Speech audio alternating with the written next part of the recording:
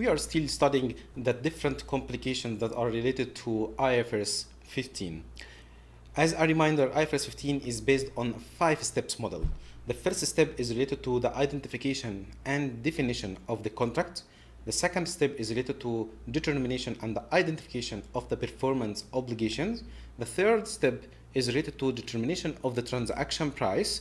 And the fourth step is related to the allocation of the transaction price you determined in step number 3 to the performance obligation that you determined in step number 2 in order to help you go to step number 5 to start recognizing revenue. For each performance obligation, you are transferring its control to the customer based on the allocated transaction price related to step number 4.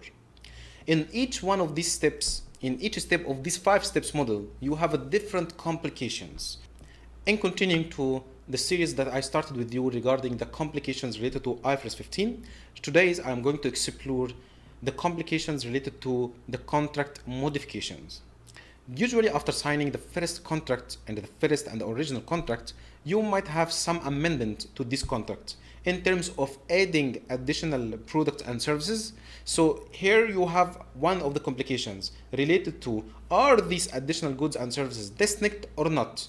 And if this is a distinct, so you don't have complications here. But if it is not distinct, so it is related to the original products and services or the original contract, then you have one of the complications here that we are going to explore and explain. Then the second question here, or the second case that you might have, that the additional goods and services might not reflect the standalone selling price that you are selling usually in your company. So here as well, you have a different complication that we are going to explore. And for each of these complications, we have a different scenarios and different treatment for the contracts and for the additional contracts. So this is the full complications that we are going to explore, and we are going to apply all of these complications in a case study as we used for all of the tutorials and the courses on thefinancier.com. Let's start.